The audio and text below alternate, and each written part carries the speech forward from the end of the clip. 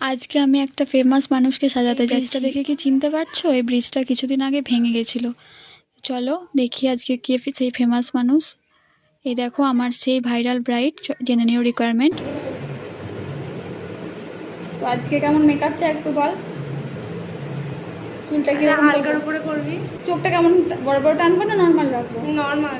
Lipstick হালকা নিউডের মধ্যে না একটু অন্য কিছু টাচ থাকবে? অন্য কিছু করে দিবি যেটা ভালো লাগে। তারপর আমি সাজানো স্টার্ট করে দিই। গ্রীষ্মকালের মেকআপের টেকনিক একটু আলাদা, তাই আমি সেই অনুযায়ী স্টার্ট করে দিই। ওর প্রচণ্ড পরিমাণে সোয়েটের প্রবলেম আছে। এই কোশ্চেনটা আমাকে অনেকেই জিজ্ঞাসা করে, সোয়েট হলে কি মেকআপ উঠে যাবে? প্রপার টেকনিকে যদি মেকআপ করা হয় তাহলে কিন্তু মেকআপ উঠে যাওয়ার সম্ভাবনাটা অনেকাংশেই কমে যায়। দেখো এই ভিডিও ক্লিপটা নিয়েছি বেস মেকআপ করার 3 ঘন্টা পর। তো গরমও ছিল সেদিন প্রচুর। তো আজকে লুকটা কেমন লেগেছে? কেমন লাগলো?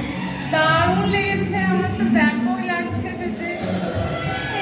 তোমরা তো শুনতেই পেলে ওর কেমন লেগেছে, এবার তোমরাও জানিও তোমাদের কেমন লেগেছে।